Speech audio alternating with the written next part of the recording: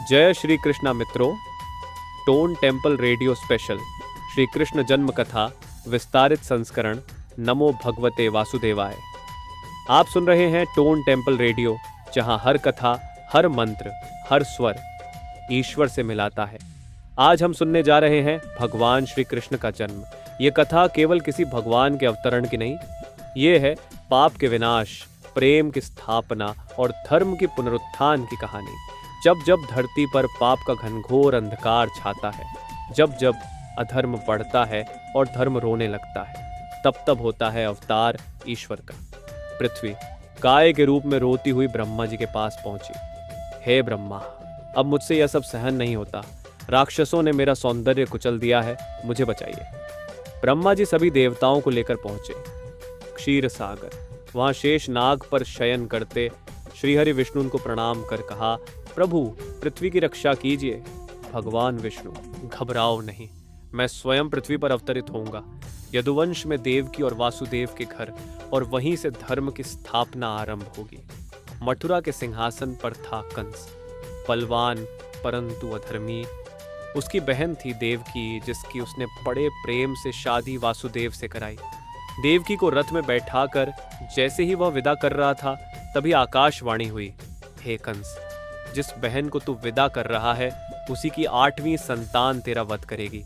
कंस का चेहरा बदल गया, उसकी आंखों में भय झलकने लगा।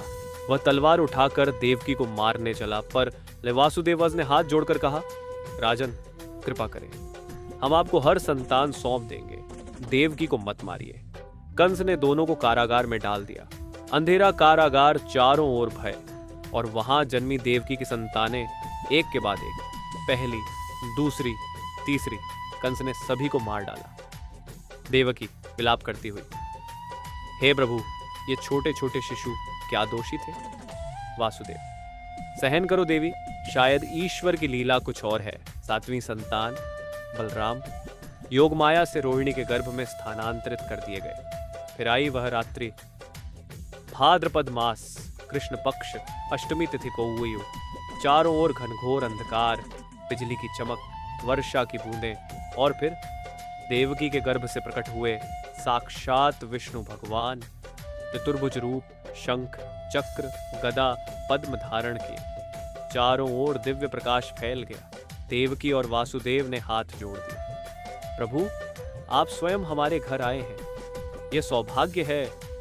श्री कृष्ण बोले, माता अब मुझे गोकुल ले चलिए, वहां मेरी बाल लीलाएं होंगी, भक्तों को दर्शन होंगे।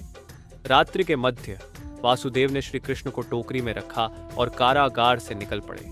ताले अपने आप खुल गए, पहरेदार निद्रास्थ, बांध टूट गए। वासुदेव यमुना के तट पर पहुंचे।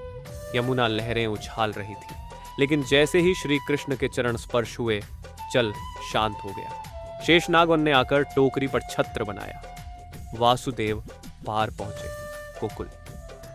नंद बाबा और यशोदान के घर श्री कृष्ण को सुलाया। वहां की नवजात कन्या को लेकर लौट आए। कंस को जब पता चला 8वीं संतान कन्या है, वह हंस पड़ा, यही है मेरी मृत्यु, देखता हूं इसे भी नहीं छोड़ता। पर जब वह कन्या को मारने चला, वह आकाश में उड़ गई और देवी रूप में प्रकट हुई। हे कंस, तुझे मारने वाला कहीं और जन्म ले चुका है। तू जितना भी छुपे, अब तेरा अंत निश्चित है। और इस प्रकार जे भगवान श्री कृष्ण का पिलात्र पर आगमन हुआ। धर्म की रक्षा, अधर्म के विनाश और प्रेम की पुनर्स्थापना के लिए। उनका जीवन केवल लीलाओं का संगम नहीं था, बल्कि एक प्रेम का पाठक, एक धैर्य की गाथा और अब भक्ति का सर्वोच्च उदाहरण था। व्रज में बज रही बांसुरी गोपाल की लीला न्यारी है। जय श्री कृष्ण, जय वासुदेव। आप सुन रहे थे टोन टेम्पल रेडियो पर भगवान श्री कृष्ण जन्म कथा। अगर यह कथा आपके मन को छू गई हो तो कृपया लाइक करें, शेयर करें और सब्सक्राइब करें। अगली बार फिर लाएंगे एक दिव्य कथा। तब तक राधे राधे, जय श्री कृष्ण।